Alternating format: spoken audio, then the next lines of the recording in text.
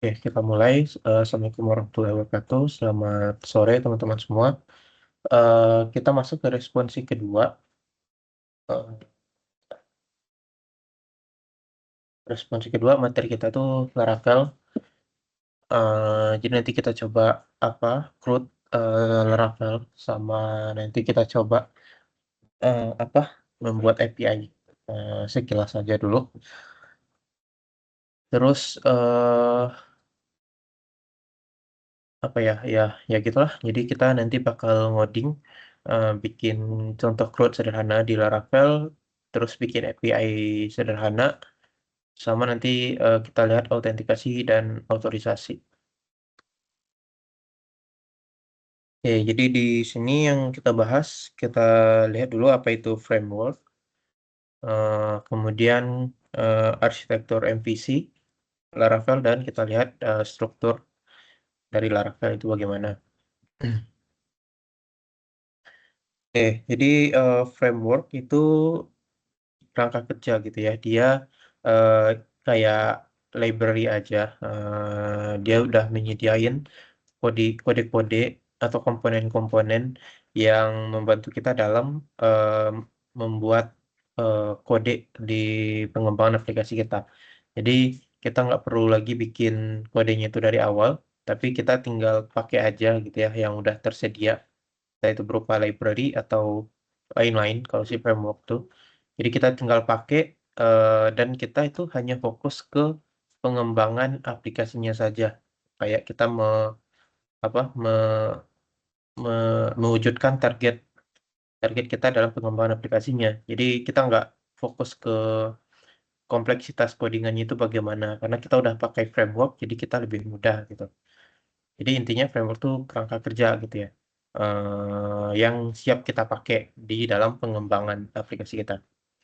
Nah, terus keuntungannya apa? Ya, yang pertama, kerja kita jadi lebih cepat dibandingkan dengan bikin manual. Contohnya kayak CSS murni sama pakai Bootstrap. Kan kalau pakai CSS murni banyak tuh ya codingannya, untuk simple kayak bikin navbar dulu lah. Mungkin kodenya bisa beberapa baris. Tapi dengan framework, contohnya Bootstrap, kita tinggal comot codingannya dari si dokumentasi Bootstrap, nggak perlu mikir apa-apa gitu ya. Jadi tinggal pakai udah beres gitu. Dan kodenya juga relatif lebih singkat karena dia udah menyediakan gitu. Kemudian juga mungkin penggunaan memorinya menjadi lebih kecil. Contohnya kayak di Bootstrap, kita nggak perlu file CSS yang panjang karena kita bisa pakai yang metode CDN gitu. Jadi lebih lebih lebih kecil juga size aplikasi kita. Tapi tapi bisa juga framework itu membuat size dari aplikasi kita lebih gede. Contohnya si Laravel ini. Karena kalau si Laravel ini kita pakai untuk project yang kecil, itu sangat sangat kompleks itu si Laravel ini, sangat berat gitu. Sehingga si Laravel ini sebenarnya cocoknya untuk program yang kompleksitasnya gede gitu. Jadi kalau projectnya skala kecil, kayak dua CRUD doang gitu misalkan, kita pakai framework Laravel gitu, kayak boros banget. Keuntungan lain dari kita pakai framework tuh dia lebih aman karena dia pasti si pencipta framework tuh dia udah memikirkan security-nya dan lain. Jadi kita nggak perlu mikirin lagi, kita nggak perlu bikin security lagi dari awal gitu. Terus maintainability, nah ini juga kalau framework tuh kan kodenya udah tersedia gitu, dokumentasinya juga. Jadi ketika maintain juga lebih lebih lebih sederhana gitu dibandingkan kita bikin code yang manual gitu dari awal. Mungkin beberapa kedepannya kita udah lupa ini kodenya untuk apa gitu. Tapi kalau pakai framework biasanya lebih gampang diingat. Terus juga kalau misalkan kita ngoding, bikin project kan di perusahaan lah misalkan, atau di tim. Nah, misalkan si programmer atau si developer lamanya tuh resign gitu, terus digantikan dengan kita. Nah, kita jadi lebih gampang memahami kode kode project tersebut jika menggunakan framework. Karena kan kalau framework ya pola codingannya ya gitu-gitu aja gitu. Maksudnya dokumentasinya udah tersedia, Dan apalagi kalau seperti Laravel, dia udah kayak terkenal banget gitu ya, udah sering dipakai. Jadi coding-annya ya udah familiar gitu, dibandingkan kalau native.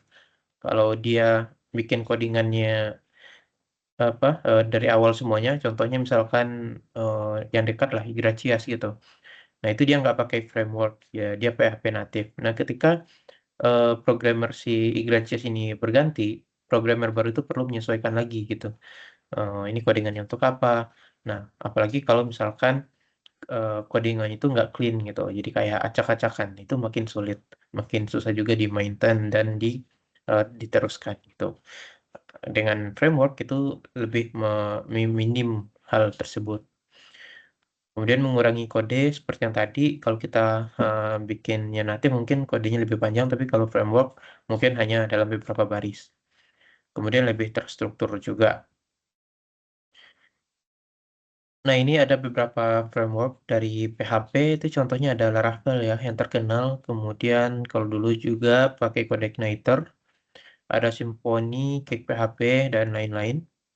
Sebenarnya masih banyak. Kemudian kalau di CSS yang pernah kalian pakai, tentunya ini ya, Bootstrap.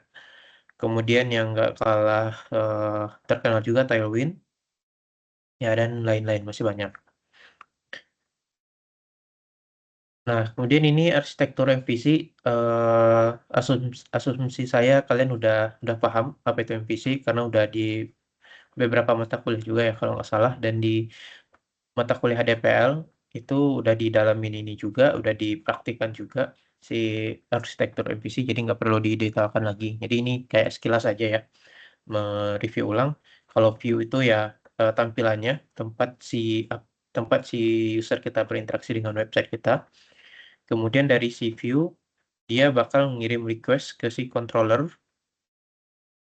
Nah, dari controller itu dia menghubungkan permintaan si user dari CPU dengan data kita. Nah, data itu nanti di-provide sama si model gitu. Jadi dia yang mengolah data kita ke database, memproses data, dan lain-lain. Pokoknya yang berkaitan dengan data itu di model.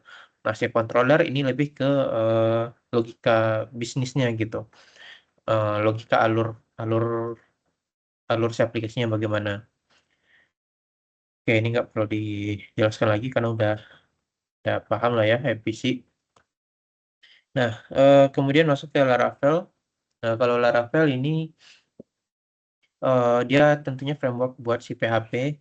Nah, dia menggunakan pola MVC yang memecah 3 bagian ya, ada model, view, sama controller. Nah, ini menurut si dokumentasi si Laravel, Laravel itu framework aplikasi web. Dia itu ekspresif dan juga sintaksnya elegan. Nah, a web framework provides a structure and start point for creating your application. Jadi kalau kita pakai Laravel itu katanya kita fokus ke membuat aplikasi kita saja, fokus ke membuat ide-ide yang eh, keren gitu.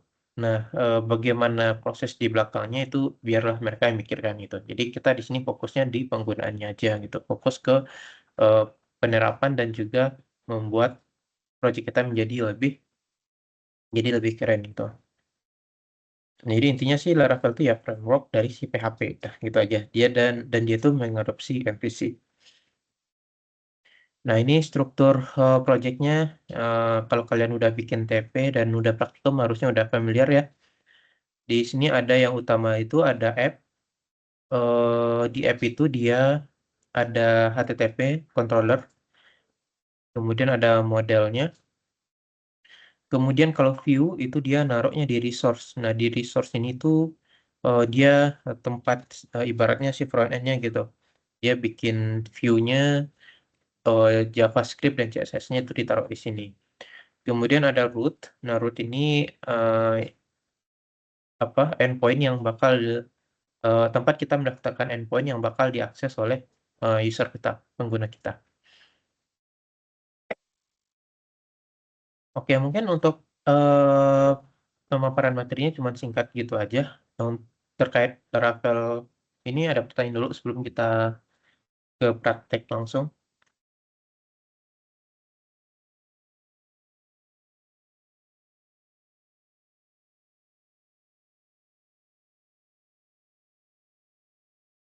Oke, kalau tidak ada pertanyaan aman ya.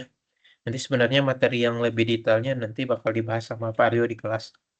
Jadi di sini kita fokus ke ngodingnya aja.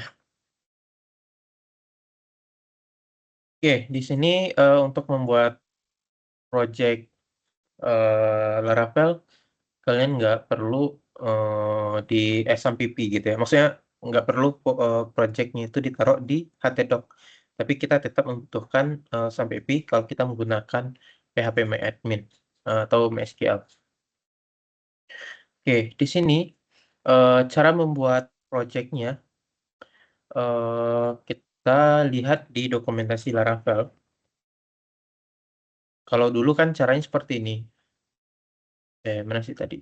Kalau dulu tuh kan Composer, kemudian Composer create project Laravel, Laravel, terus nama nama projectnya. Nah dulu kan gini ya. Cuman di Laravel sekarang tuh ada pendekatan lain yang digunakan dalam membuat si projectnya. Yang pertama, eh, kalian bisa nge-install dulu secara global si Laravel di, di laptopnya gitu ya, Composer Global Require Laravel installernya. Karena saya udah bikin, jadi karena saya udah install, nggak perlu lagi.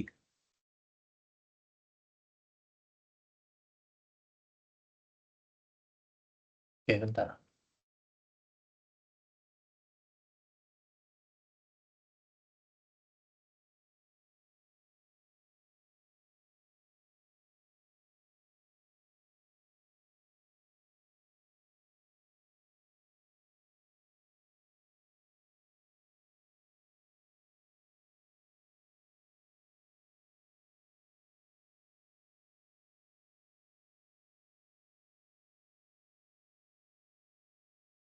Oke, kita lanjutkan.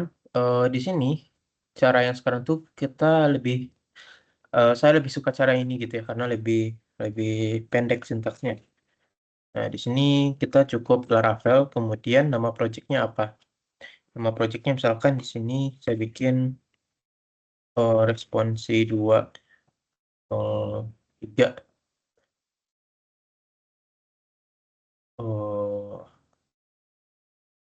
Laravel new. Nah, di sini kita disuruh milih starternya. Di sini kita pilih yang non aja. Kemudian di sini dia udah apa untuk kode testingnya. Ya, kita di sini bebas milih yang PES atau PHP unit, tapi biasanya saya pakai yang PHP unit. Nah, di sini kita pilih eh, install Laravelnya itu untuk apa yang ada AI assistant codingnya. Nah, sini kita no saja dulu.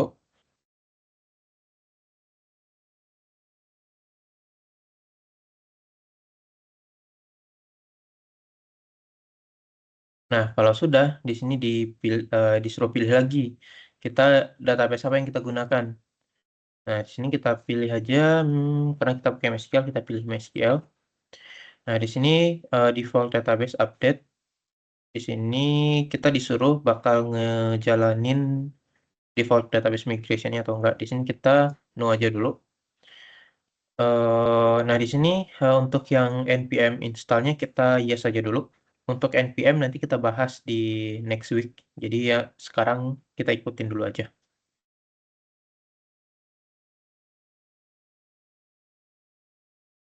Oke, kalau sudah di sini dia bakal ngebikin satu folder nama si project yang tadi.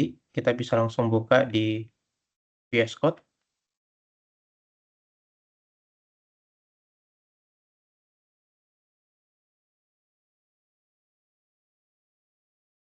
Nah, di sini ada beberapa folder isinya. Kalau di app itu dia ada HTTP controller. Nah, di controller ini adalah tempat kita mendaftarkan controllernya. Jadi logika dari aplikasi kita nanti bakal diolah di controller. Kemudian model, ini yang bakal berurusan dengan data kita. Kemudian database. Nah, di sini dia ada migration sama seeder. Nah, Apa itu? Kalau migration itu tempat kita membuat struktur tabel dari database kita. Contohnya di sini kita membuat tabel user. Nah, atributnya ada apa aja? Nah, di sini ditulis di migration. Kalau seeder ini adalah untuk membuat data dummy. Misalkan kita ada tabel user, kita bikin seeder untuk contoh data user buat kita login nanti gitu. Itu untuk seeder. Migration sama seeder. Kalau migration itu buat struktur tabelnya, bukan database ya, tapi tabel di database-nya. Kalau seeder ini untuk kita menyimpan data dummy yang bakal nanti di-push atau disimpan ke dalam database. Node modul ini nggak usah dihiraukan dulu. Kemudian di resource ini ada CSS JS ya, ini CSS sama JavaScript biasa. View, nah di sini view nanti tempat kita nuliskan view-nya. Nah di sini ada root, ada web, ada konsol. Jadi di sini tempat kita menuliskan endpoint yang bakal diakses oleh si user. Nah di sini ada web itu untuk si aplikasi webnya. Jadi si Laravel ini kita bisa gunakan dia itu sebagai full stack. Jadi kita bikin front end back end-nya di sana atau hanya khusus back end atau untuk kita membuat API. Nah, untuk kita membuat API biasanya kita menuliskan eh, apa kalau kalau konsepnya full stack gitu ya. Jadi di sini untuk root si webnya atau aplikasinya. Nanti ada lagi root namanya itu API.php. Nah, di situ untuk mendaftarkan endpoint API kita. Nanti kita coba lihat juga karena di sini dia nggak bikin otomatis lagi di versi Laravel sekarang ya. Kalau dulu dia otomatis dia bikin API.php di sini di rootnya. Oke, paling itu aja. Nah, nanti kita bakal menggunakan eh, library namanya itu Breeze. Nah, Breeze ini tuh nanti, oke, coba lihat ya, Breeze, Breeze, Laravel.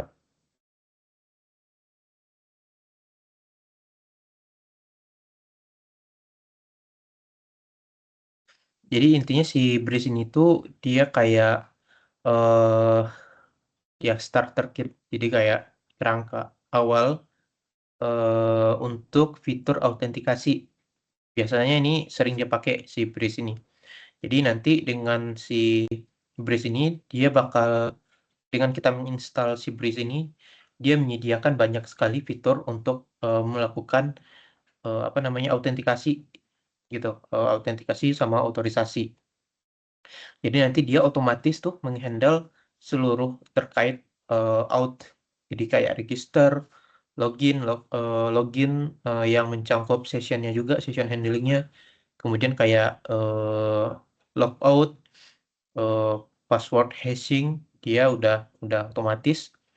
Terus nanti juga bisa kita tambahkan email verification atau reset password dan middleware dia otomatis ngebikin itu semua. Nah, di sini kita coba.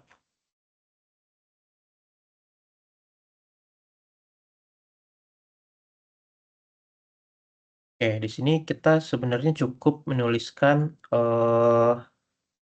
composer require.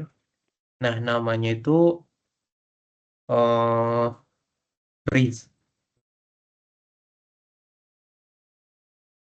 breeze. Nah, di sini kita tambahkan dev saja ya. Jadi untuk di lingkungan dev. Jadi kayak kita nginstal library si Laravel pada umumnya aja. Ntar composer require Laravel breeze.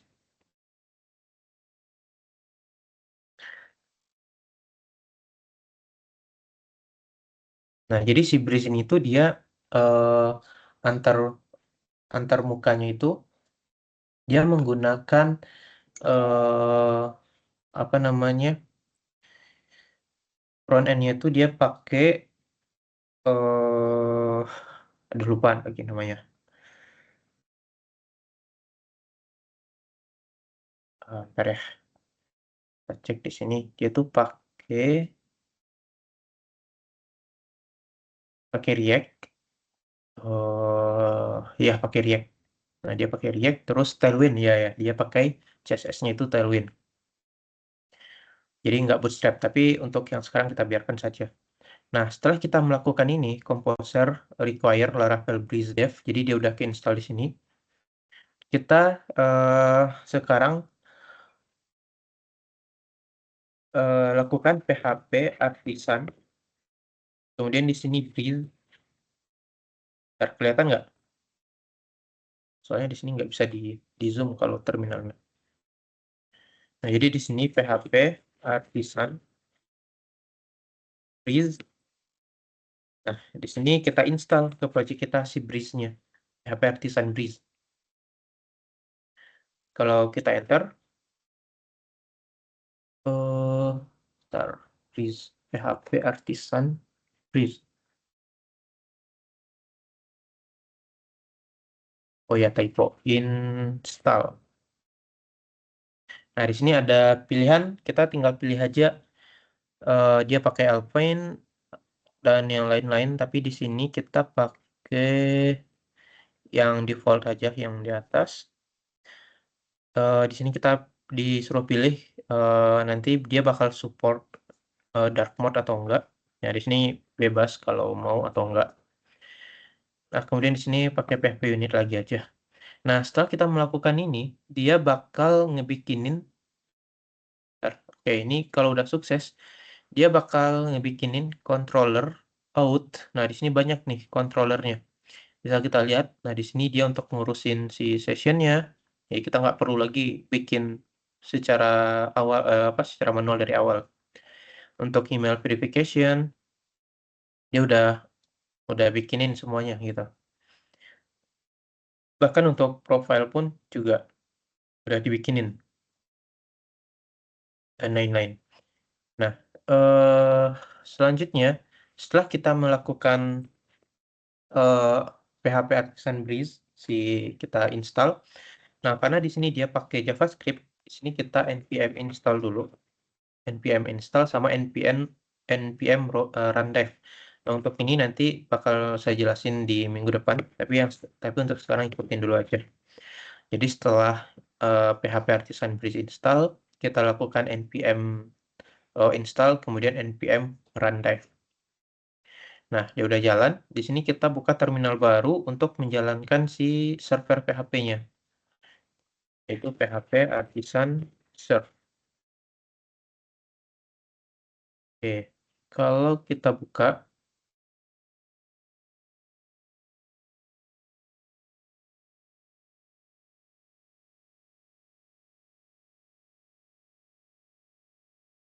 nah kita lihat nih di sini dia udah ada nih login, tampilan buat loginnya, dia udah dihandle semua pakai Tailwind sama registernya. Nah, di sini dia juga bisa kalau dia apa lupa password dan lain-lain dia udah dihandle. Tinggal kita sesuaikan aja. Oke, contohnya di sini, misalkan kalau nggak salah ya di root sininya. Nah, dia udah bikin banyak root. Contohnya di sini ada dashboard, ada out untuk profile. Nah, kita coba buka dashboard. Ya, dia nggak bisa karena kita belum melakukan login. Oke, di sini ya coba lagi ya dashboard. Nah, dia nggak bisa. Dia udah nge-handle session-sessionnya di sini. Jadi kita enak tinggal pakai aja. Nah, selanjutnya kita bakal bikin database-nya dulu supaya jalan si aplikasinya.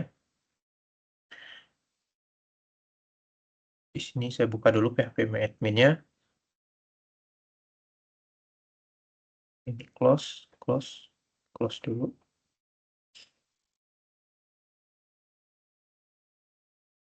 Nah, di sini saya udah bikin database di responsi 203. Nah, ini kita coba eee, drop dulu,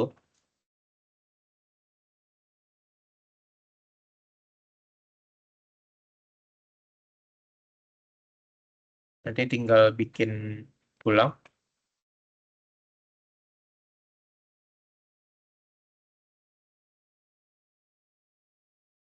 Oke, kita udah bikin database namanya responsi 203. Nah, di sini kita perlu ngaturnya di env.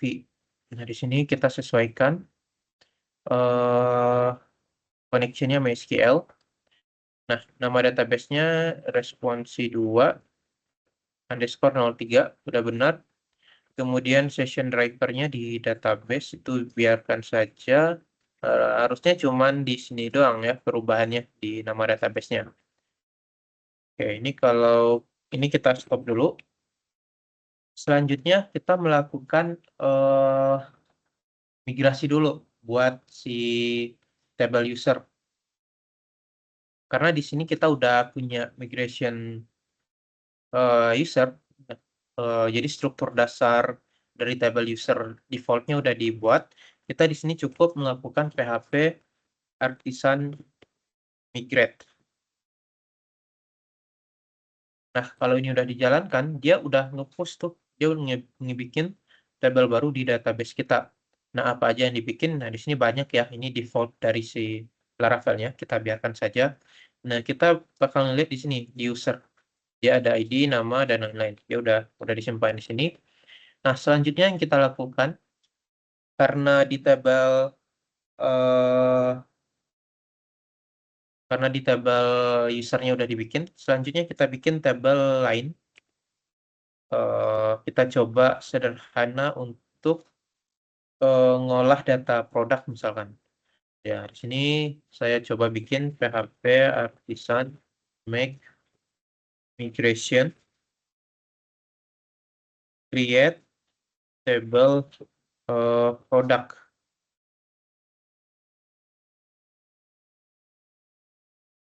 Create table product atau create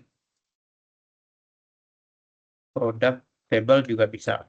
Nah, jadi nanti dia bakal ngebikin, file migration baru.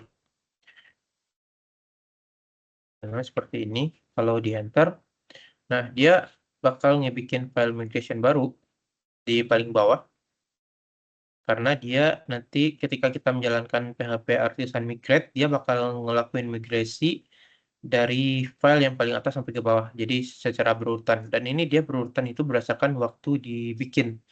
Jadi makanya di sini kadang, ketika kita ingin memigrasi database, kadang ada yang konflik kayak error migrasinya itu kebanyakan karena, relasi-relasi.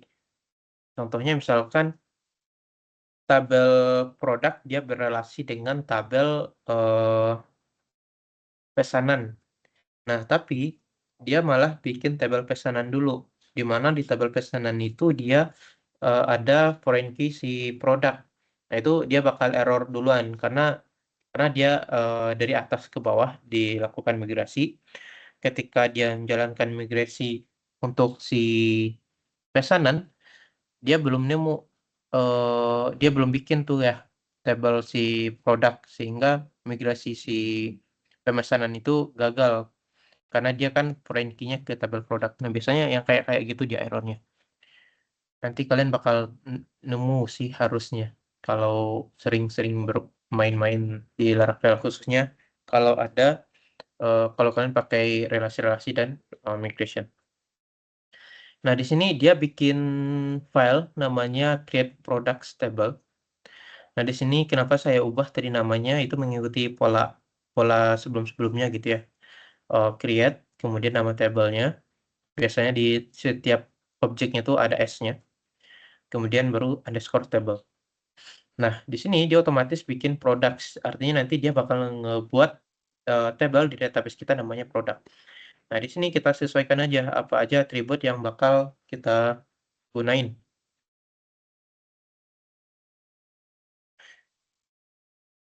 Atributnya misalkan, eee,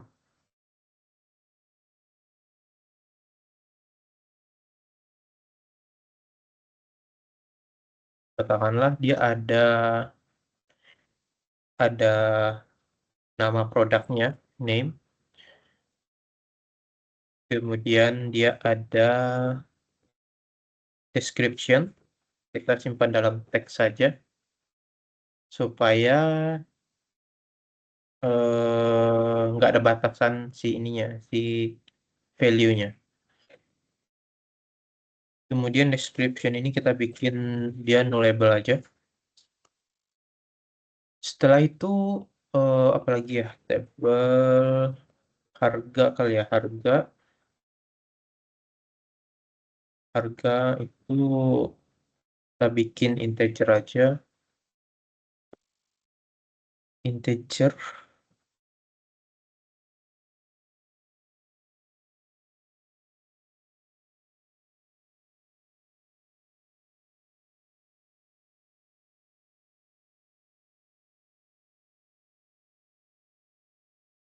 Kemudian terakhir mungkin kita tambahin stok, integer stok.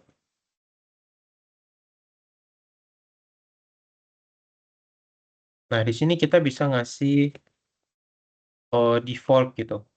Dia ada fungsi default. Misalkan ketika nanti pas nge-query kita nggak nambahin atribut buat stok, dia nanti si database-nya otomatis nambahin nilai stoknya defaultnya itu 0. Nah, kemudian pakai item stem ini dia bakal ngebikin otomatis atribut untuk created add, updated add, nah gitu-gitu. Nah, jika ini udah beres, perangkat tabelnya, kita bisa lakukan lagi PHP artisan migrate. Nah, kalau kita lihat di sini, dia harusnya udah muncul tabel products. Nah, seperti ini. Oke, nah itu untuk migration. Selanjutnya kita lihat untuk seeder. Kalau seeder itu tadi kan data dummy gitu ya, data dummy yang bakal kita simpan ke database. Nah, contohnya di sini kita bikin seeder baru, jangan yang default ya, biar kelihatan. Nah, caranya itu sama aja si PHP artisan, kemudian make seeder. Nah, seperti ini. Kemudian nama seedernya apa? Misalkan kita bakal ngebikin data dummy untuk admin, misalkan. Nah, di sini kita bikin admin seeder, kemudian enter. Nah, di sini dia bakal ngebikin otomatis file baru, namanya admin seeder. Nah, di sini kita bisa bikin langsung proses untuk menambah datanya. Nah, misalkan di sini create. Nah, di sini tadi atributnya ada apa aja ya di user tuh ada kita bakal ngisi name, email, password. Ya tiga ini aja, name, email, sama password.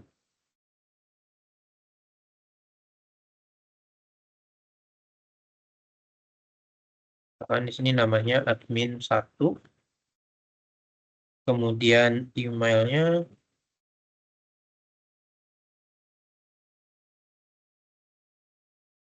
admin@gmail.com. Kemudian passwordnya, nah di sini karena kita pakai tadi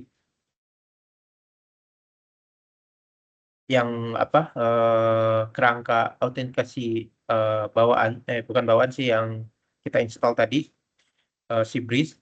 Nah di sini dia itu passwordnya itu dia di hash. Nah sehingga kita di sini bisa pakai Bcrypt ya untuk mengenkripsi si passwordnya. Contohnya di sini admin 123. Nah, kalau udah kita save, kemudian kita lakukan PHP artisan bukan PHP ya, PHP artisan kalau seeder tuh db.2 seeder. Nah, PHP artisan db seeder. Nah ya. Terus di sini dia itu kita bisa menspesifikkan file mana aja yang kita jalankan. kalau kita cuma jalanin seperti ini, PHP Artisan DB Seeder, dia bakal ngejalanin semua file di seedernya. Tapi kalau kita mau cuman ngejalanin si admin seeder, kita tambahin di sini kelas sama dengan nama file seedernya. Nah, kelas admin seeder. Kalau kita enter, oke, bentar. DB seeder is not defined.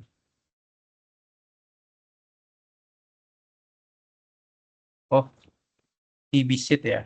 Oke. Nah, PHP Artisan DB titik 2 seed, kemudian nama nama seedernya. Nah, kalau udah berhasil di sini, nah dia bakal nambahin satu data baru dan passwordnya di enkripsi.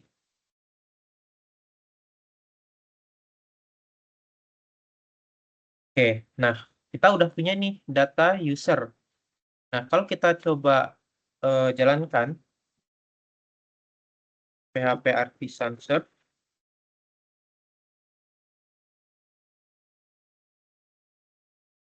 nah kita login bisa pakai akun yang tadi.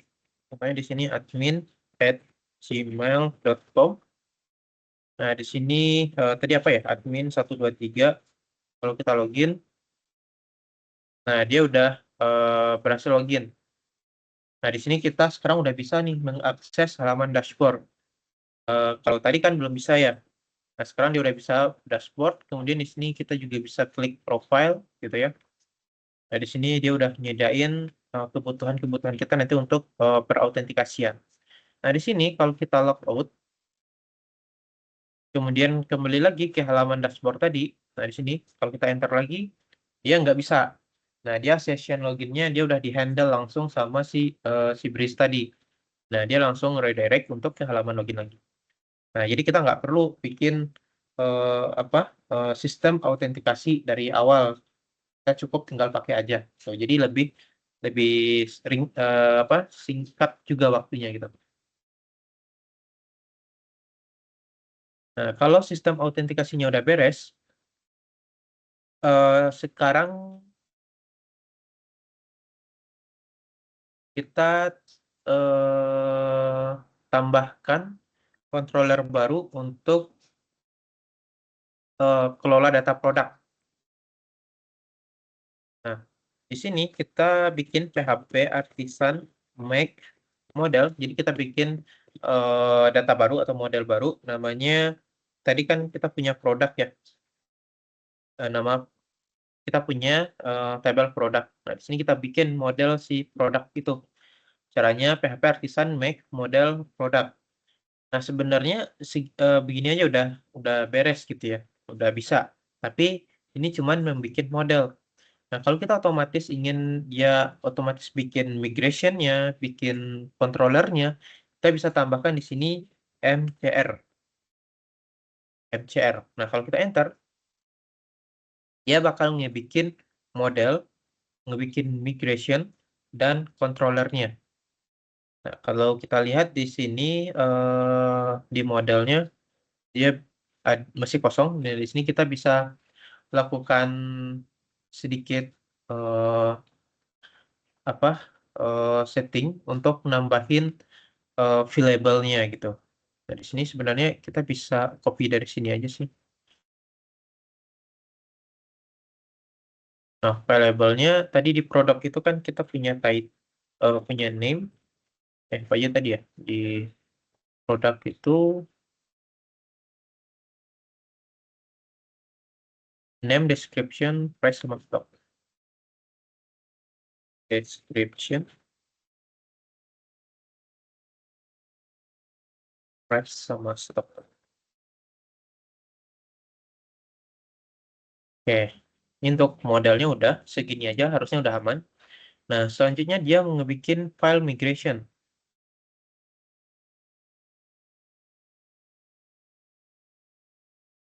Karena tadi kita udah bikin migrationnya manual, jadinya berbeda ya. Oke, kalau kita lihat di sini dia produk isi filenya itu harusnya sama ya. Ya, dia products, yang terbaru juga products. Nah, jadi yang migration yang terakhir dibikin oleh si MCR ini kita abaikan aja atau kita hapus sebenarnya juga aman karena kita udah punya migration table sebelumnya. Apa migration si produk sebelumnya. Di sini kita bisa hapus aja. Nah, terus di sini kalau kita lihat di product controller, dia udah ngebikin struktur si controllernya, kerangkanya gitu. Sini ada fungsi index, create, store, show, edit, update, destroy. Nah, di sini kita tinggal isi-isi saja. Nah, kita mulai dulu dari yang indeks. Kalau indeks itu nanti untuk ngambil semua data, terus kita tampilkan di view-nya. Di sini kita bikin yang simple saja, misalkan produk itu sama dengan diambil dari data dari model produk, kemudian ada fungsi namanya all. Nah, titik dua, kemudian kita kirimkan ke si view. Kita kirimkan ke view, nama view-nya misalkan nanti kita bakal bikin view di folder namanya products, kemudian nama filenya index misalkan. Nah, terus kita compact data si produknya, produk, products. Nah, ini sebenarnya ya untuk yang nge-show all data cukup segini aja cukup. Selanjutnya di sini show form buat nambahin datanya. Nah, di sini karena dia untuk nge-show formnya, kita tinggal return si view-nya aja. Return view, kita di folder produk nanti kita bikin dot, misalkan nama ya filenya itu create.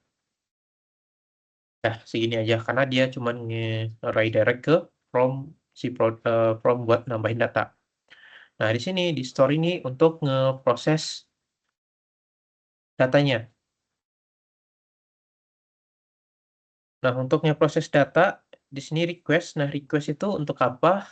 Request itu untuk ngambil data-data eh dari form yang dikirimkan. Kalau yang kemarin yang natif itu yang kita ambil pakai yang metode post atau get itu. Nah, itu namanya request kalau di sini. Nah, di sini kita bisa melakukan yang namanya validasi seperti yang praktikum kalian lakukan.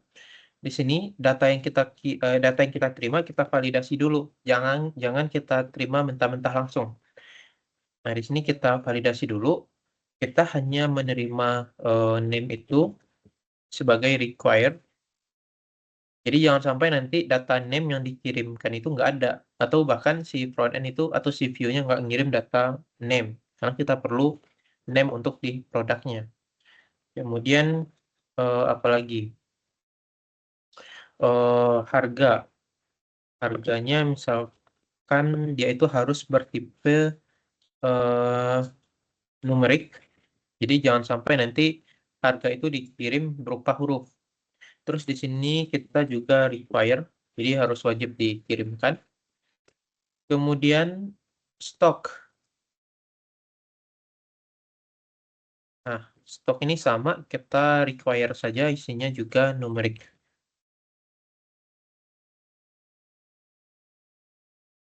Oke. Untuk yang description nggak perlu kita validasi kan dia sebenarnya juga opsional gitu ya.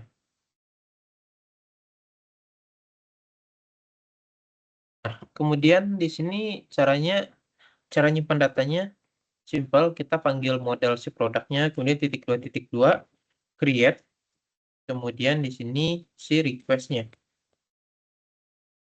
request all. Ya, jadi semua data yang dikirimkan kita simpan. Nah, request all itu nanti isinya kan ini aja ya, ada name, price, stock, kemudian nanti ada description dan lain-lain. Sebenarnya cara ini kurang aman ya. Kalau misalkan nanti ternyata ada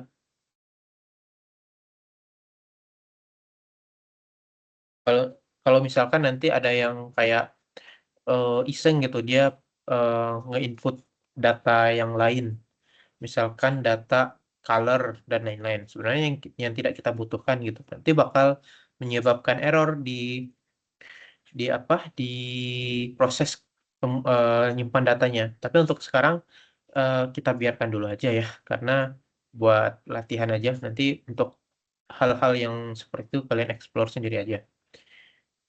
Nah, setelah ini, setelah dia nyimpan data, kita redirect ke ke bentar, ini harusnya return dulu. Kita bakal redirect nanti ke root. Nama rootnya nanti kita bikin nama rootnya itu products.index. Nah, yang berarti nanti kita kembali ke root untuk menuju ke halaman index. Kemudian di sini kita tambahin sukses with sukses misalkan. Terus di sini pesan kalau proses penyimpanannya berhasil. Misalkan produk berhasil ditambahkan. Nah, ini untuk kayak notifikasi aja nanti. Dia kayak muncul alert gitu. Kalau dia berhasil nambahin data atau enggak.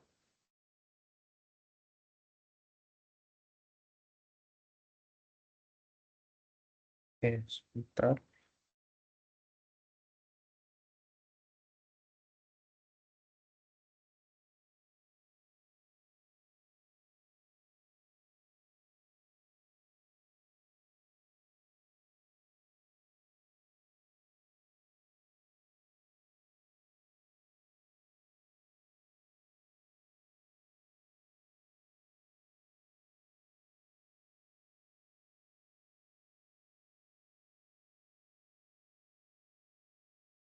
Nah, terus selanjutnya untuk yang show ini kita hapus dulu. Kita nggak akan pakai dulu. Kita fokus ke edit.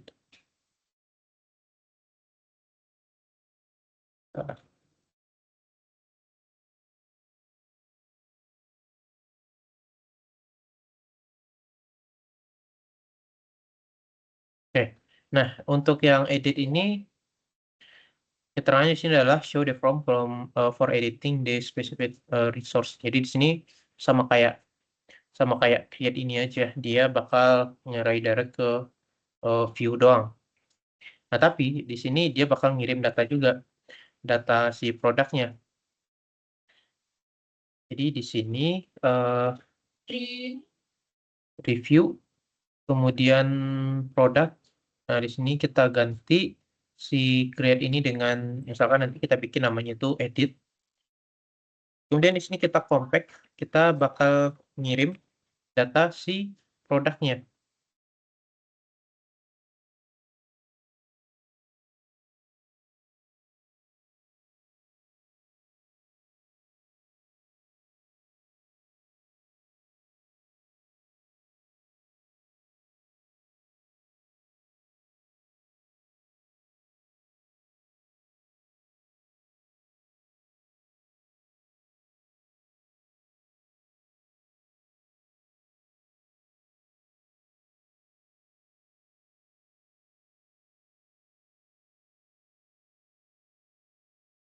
Oke, maaf ada gangguan dikit. Nah, terus di update, nah di sini baru eh, proses data buat kita simpan ke database-nya. Nah, di sini sebenarnya kita bisa kopas dari sini untuk si validasinya biar cepat. Di sini kita lakukan dulu validasi bahwa name-nya harus dikirim, harganya harus dikirim, dan juga berupa angka, stoknya juga seperti itu. Nah, kemudian di sini kita lakukan edit data si produknya. Si produk ini siapa? Produk ini tuh ini yang data yang dikirim dari si request-nya. Nah, di sini produk kita lakukan update dengan data dari request.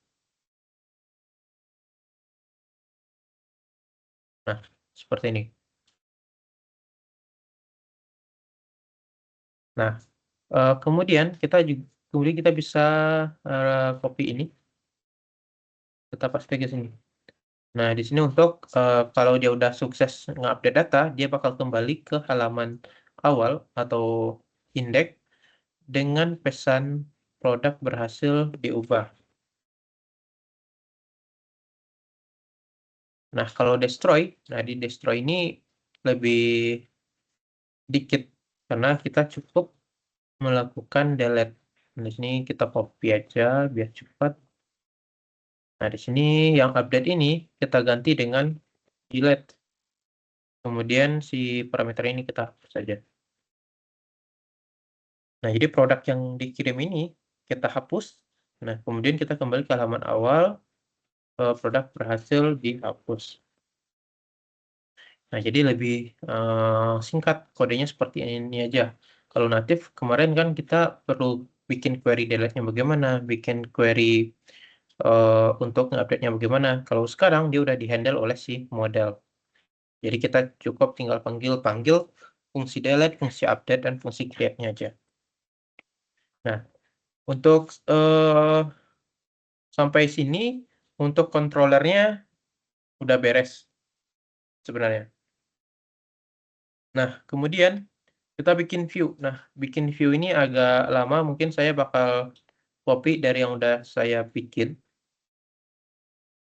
Di sini kan karena si bridge-nya ini dia pakai Tailwind, nanti bakal susah dipahamin juga. Mungkin kita bakal ubah ke Bootstrap ya untuk tampilan eh, manajemen data produk ini.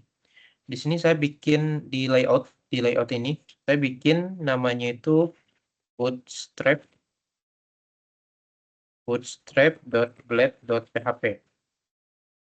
Nah, isinya itu ntar sebenarnya simpel aja. Nah, di sini dia kerangka awal dari si Bootstrap aja. Contohnya di sini aplikasi manajemen barang. Nah, di sini kita melakukan include, dia bakal eh, nyisipin nanti codingan untuk si navbar. Nah, di sini nanti kita bikin juga navbar.blade.php-nya. Kemudian di sini dia bakal menyisipkan juga codingan untuk si kontennya. Nah, di sini di navbar-nya kita tambahkan navbar.blade.php.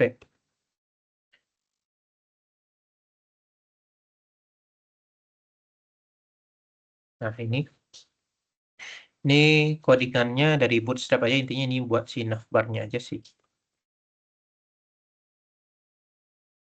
Navbar-nya.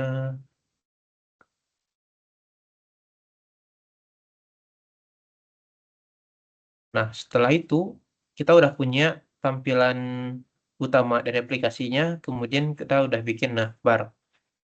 Nah, terus di sini kita di view ini bikin folder namanya products.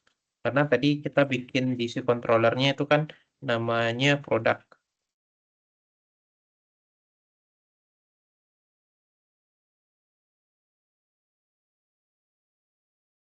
Product.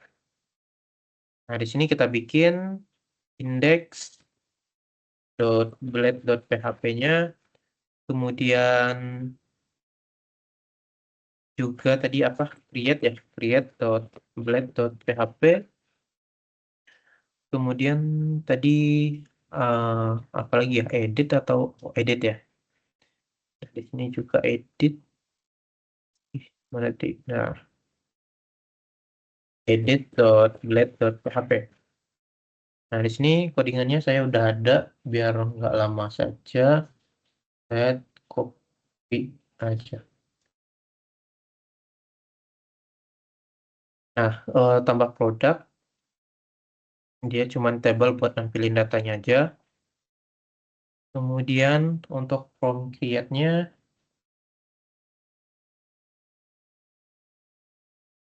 juga, kemudian untuk edit.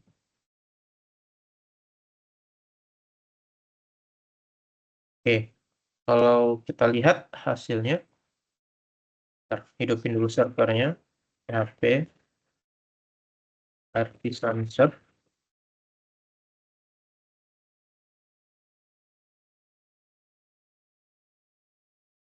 Nah, di sini kalau oh ya rootnya kita belum tambahin. Lupaan. Nah, di sini di webnya kita tambahkan root 2.2. eh untuk produk ini kita tambahkan dia itu harus login. Nah, di sini kita tambahkan middleware, dia out. Kemudian di sini tinggal group function.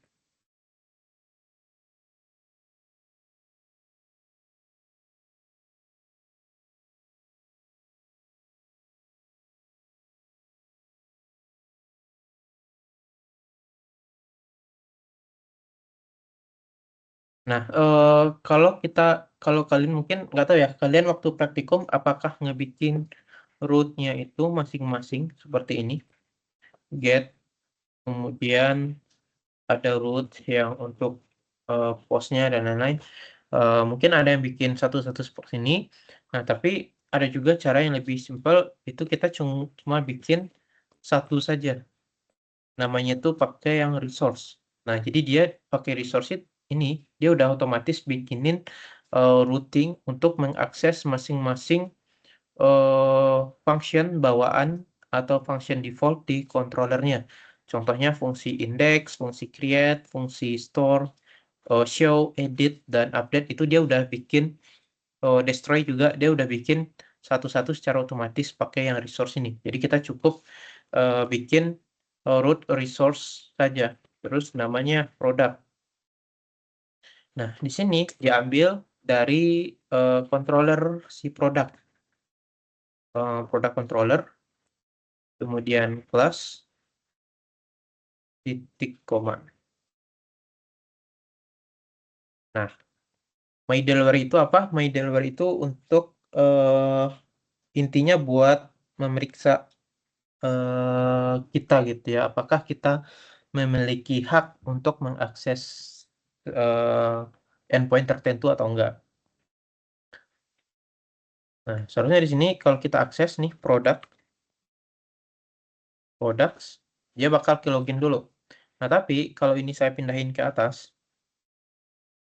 si produk, dia bakal bisa diakses tanpa login. Nah, dia bisa diakses tanpa login.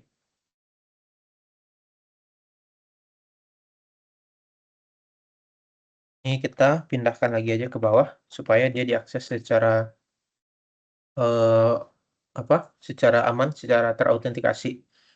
Ini kita login dulu pakai admin email.com admin 123. Nah, dia udah bisa. Kita coba tambah data baru.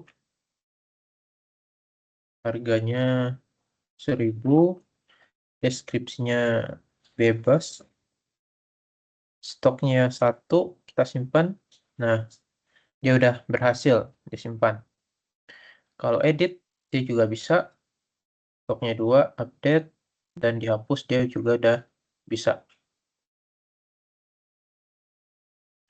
Nah, itu bedanya.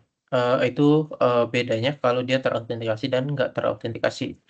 Nah, itu autentikasi. Selanjutnya, otorisasi. Nah, otorisasi itu dia ngecek hak aksesnya. Misalkan kita punya user yang berbeda role-nya.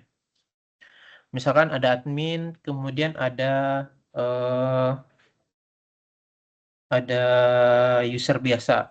Nah, kita coba tambahkan di sini migration baru, misalkan PHP artisan make migration. Hmm, namanya itu sebenarnya kita nggak bakal bikin tabel baru, tapi bakal memodifikasi. Entah ini saya hapus dulu biar kita nggak bakal ngebikin baru, tapi kita bakal menyisipkan eh, atribut baru ke dalam tabel user. Nah, kalau kita ngeubah langsung di migration ini sebenarnya, kurang bagus praktek seperti itu. Biasanya sih, pada bikin migration baru untuk setiap, entah kita itu ngubah struktur tabelnya atau, nambahin tabel baru. Jadi jangan langsung ubah di sini gitu, takutnya nanti ada konflik-konflik. Biasanya saya tuh langsung ini dulu, PHP atasan misalkan ya di sini tabel user kita mau nambahin atribut, buat nyimpan, role-nya. Untuk nyimpan role, di sini kita tambahkan PHP artisan make migration. Kemudian di sini nama migration-nya misalkan add role to, users table. Kalau kita enter, dia bikin migration baru. Nah, di sini, kita langsung bikin di sini, struktur baru, struktur tabel yang bakal kita tambahkan. Misalkan di sini, role-nya itu string dulu aja. Namanya misalkan role, ya seperti ini. Kalau kita PHP artisan migrate lagi,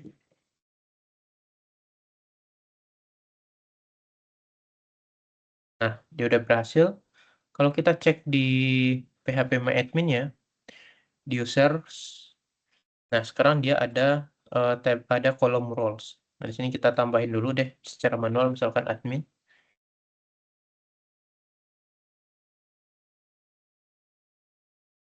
Nah, admin. Nah, sekarang saya pengen, halaman products ini dia, bisa diakses ketika role-nya itu hanya admin. Selain itu, nggak bisa akses halaman ini, gitu, walaupun dia udah login. Nah, kita perlu menambahkan, eee, apa, middleware baru. Nah, untuk membuat middleware di di Laravel yang versi terbaru ini, sebenarnya sih untuk membuatnya masih sama ya, PHP artisan make di sini middleware. Middleware. Kemudian nama middleware-nya apa? Misalkan admin middleware. Jadi fungsi admin middleware ini nanti untuk untuk menyuruh sistem kita, untuk ngecek usernya itu role-nya admin atau enggak. Nah, di sini kalau kita enter di, mana ya middleware tuh. Nah, di sini di HTTP, di app HTTP di sini ada middleware. Kita klik. Nah, di sini kita ngehandle untuk si, untuk pengecekan dia admin atau enggak. Nah, di sini kita bisa pakai yang sederhana aja. Kita cek if, eee, di sini request request, kemudian di sini user, role.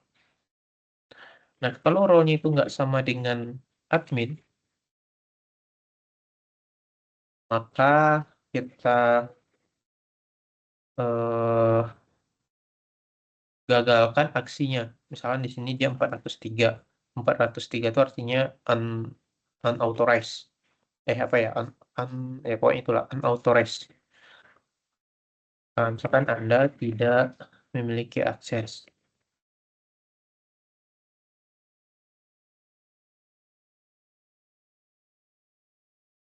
Kemudian di sini return next request. Nah, ini untuk middleware-nya. Nah, cara mendaftarkan middleware-nya di sini, sedikit berbeda dengan versi sebelumnya. Di sini kita perlu mendaftarkan dulu dia itu di, Bootstrap di sini. Kalau di root project-nya itu ada folder namanya Bootstrap. Nah, Bootstrap, nah di sini di app kita klik, kemudian di sini dia ada with middleware. Nah, di sini kita tambahkan, middleware baru kita. middleware, kemudian di sini alias. Jadi kita bikin aliasnya. Nah, yang pertama apa? Misalkan tadi kita ingin punya middleware untuk admin. Nah, di sini kita get dia dari app, kemudian admin middleware. App http nih admin middleware pas di koma. Nah, setelah itu kita tinggal bisa tinggal panggil di sini. Kita eh, tambahkan di sini root-nya itu kita bungkus lagi si root si produknya itu dengan middleware. Middleware tadi namanya itu admin,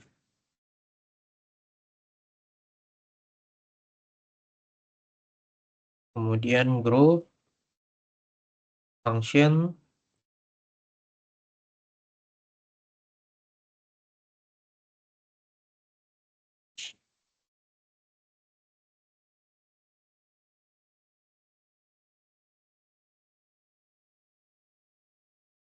Nah, jadi di sini si root si produk ini kita bungkus dia ke dalam out, artinya dia harus terautentikasi dulu untuk mengakses ini. Nah, tapi kita tambahin juga middleware admin, artinya selain admin dia nggak boleh mengakses produk ini. Contohnya bagaimana? Contohnya di sini ya, misalkan kalau kita refresh, servernya mati ya.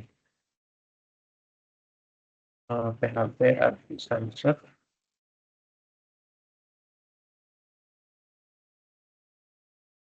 Nah, di sini dia masih bisa akses karena kita login pakai admin. Nah, tapi kalau kita loginnya pakai user lain, misalkan di sini kita tambahkan data baru, ini eh, kita copy, kita insert data baru, passwordnya kita tempel.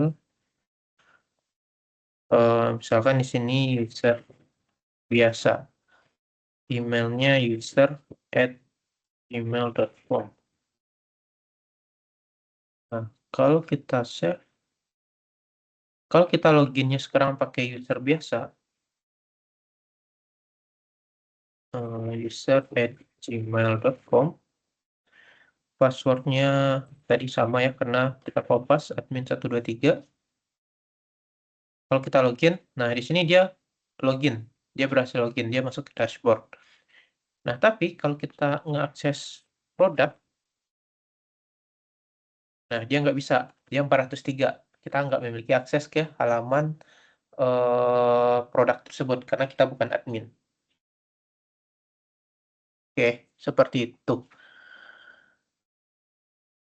Itu untuk autentikasi dan authorization di Laravel. Kalau kita pakai Breeze gitu. Jadi dia kita tinggal pakai aja, dia udah menghandle semuanya. Oke, sampai di sini ada pertanyaan dulu.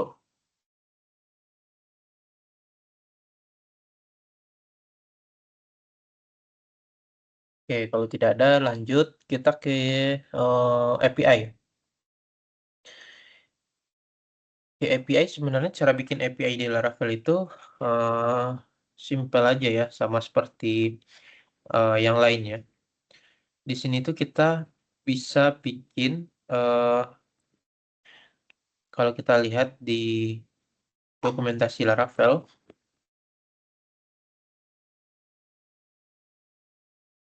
API eh,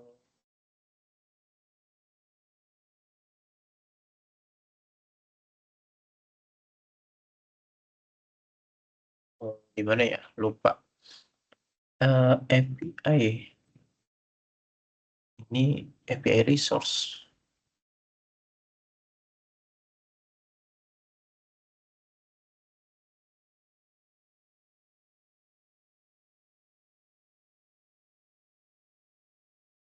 Eh, eh, eh, eh.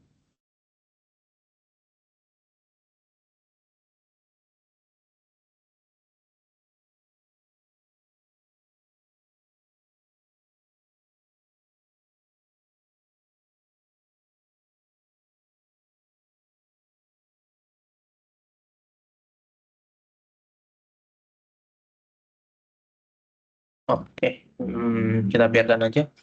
Nah, kalau kita ingin membuat API di Laravel, sebenarnya sama aja konsepnya kita bikin controller, malah di API itu kita cuman hanya perlu si controllernya, nggak perlu view. Di sini kita bisa membuat langsung di sini controllernya, atau kita bungkus dulu dia ke dalam folder khusus untuk API misalkan. Eh, jadi di sini khusus untuk API.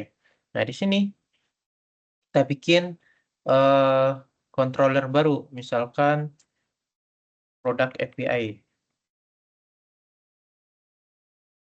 API controller.php. Biar cepat ini kita copy aja yang indeksnya aja.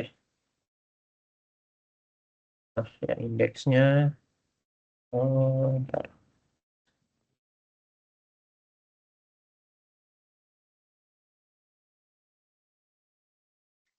Controllers, terus di sini slash API. Slash API,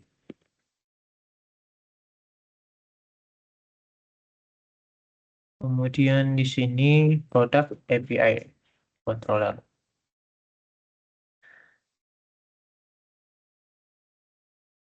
Di sini kita sebenarnya bisa langsung return aja datanya, return product all, karena dia itu udah dalam format JSON. Oke, anggaplah kita punya controller buat API-nya seperti ini dulu. Kemudian di di Laravel kita bisa menambahkan di sini endpoint-endpoint khusus untuk API. Jadi dia terpisah dengan endpoint untuk URL di websitenya, URL yang untuk mengakses website, dengan URL untuk API. Nah, di sini kita bisa copy aja seperti ini. Nah, kita mau ketika misalkan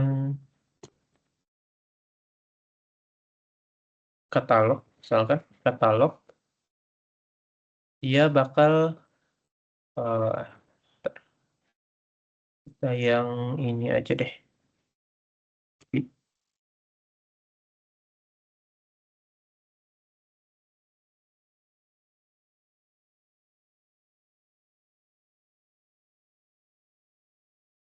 Katalog. Nah, di sini diambil dari product API controller. Sini dia diambil dari eh, function index. Name-nya di sini kita nggak perlu sebenarnya, bisa dihapus. Nah, sebenarnya kalau di Laravel, kalau kita bikin endpoint untuk API, dia bakal ngebikin prefix. Oh, mati ya servernya. PHP.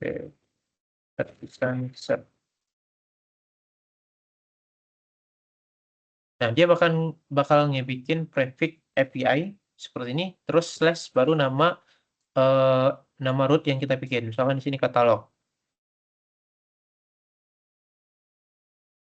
Nah, di sini dia belum ketemu karena kita belum ngatur root untuk API ini. Untuk mendaftarkannya itu kita bikin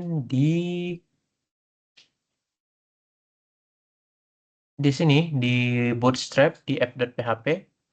Di sini kita tambahkan API, API untuk si prefixnya. Nah, ini kita copy aja nih. Yang di atasnya ini untuk yang web gampang untuk yang API-nya tinggal kita ubah di sini api.php. Oke, kalau udah di save, harusnya sekarang udah bisa. Nah, di sini muncul, cuman karena data masih kosong, kita coba akses dari sini untuk nambah datanya. Kita login dulu sebagai admin. Bentar.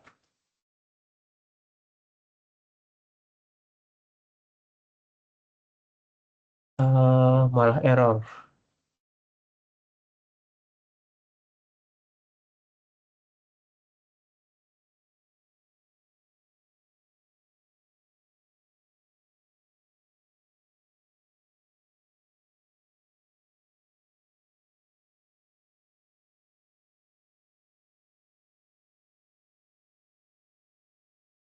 Oke, admin@gmail.com, admin123.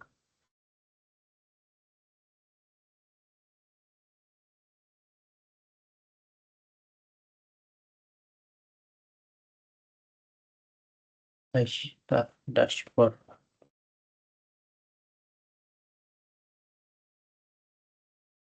Bentar, ini kenapa grafiknya ke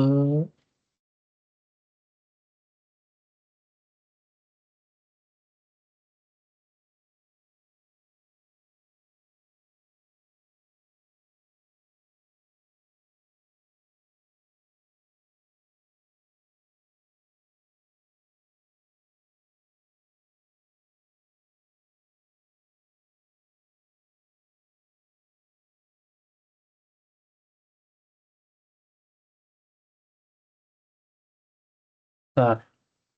Eh,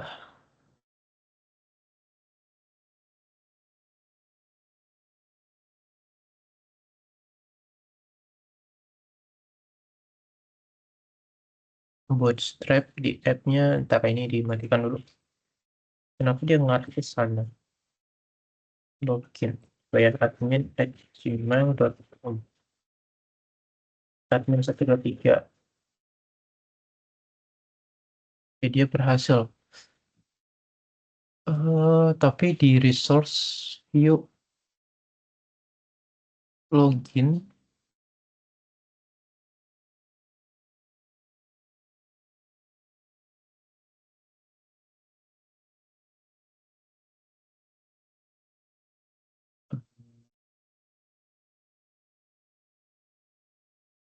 yang aktifin dulu. Kita coba tambah produk.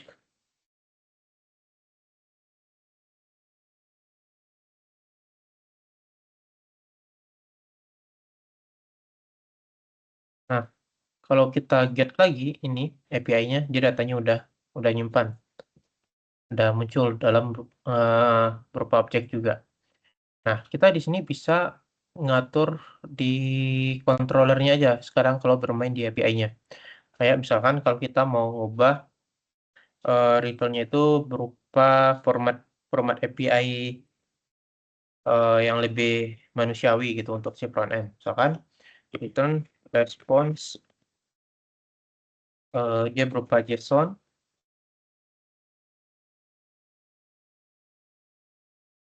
Nah, di sini kita bisa nambahin kayak misalkan message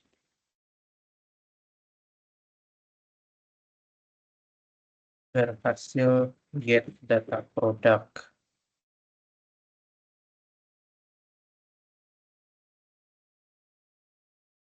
Kemudian di sini misalkan status untrue. Kemudian di sini datanya diambil dari produk.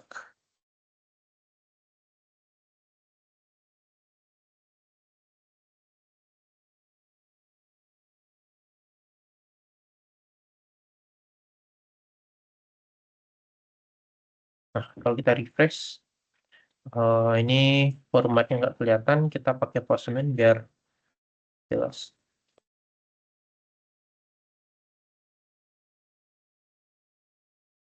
Metodenya itu get. Nah, jadi API-nya dia sekarang formatnya lebih lebih terstruktur seperti ini gitu. Jadi nanti kalau kalian bikin API untuk Tubebase itu bermainnya di controllernya di sini nanti. Terus view-nya di sini. Nah, jadi nanti kalau kalian full stack-nya pakai Laravel, dipisah si root-nya. Mana tadi? Nah, di root-nya itu dipisahkan API sama web. Di API ini untuk endpoint-endpoint si API-nya saja yang bakal di front end. Nah, yang web ini untuk endpoint atau URL dari si webnya, gitu, bukan API. Nah, jadi di si si Laravel dia udah dipisahkan seperti itu.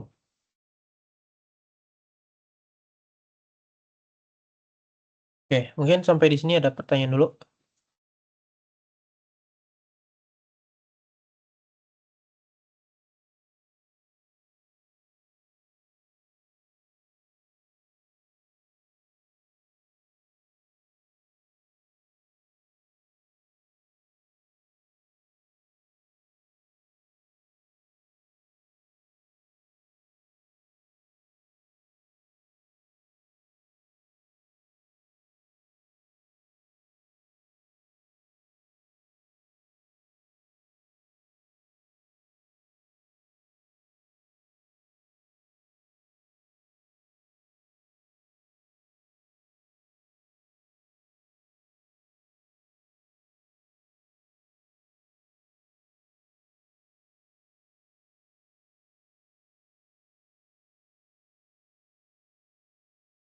Oke, kalau tidak ada pertanyaan, eee,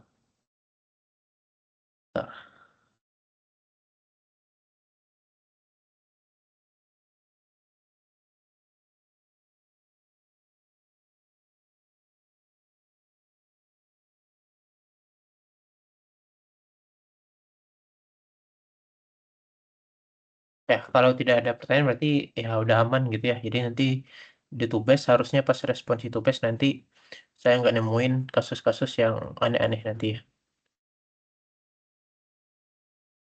Entar saya stop share screen dulu.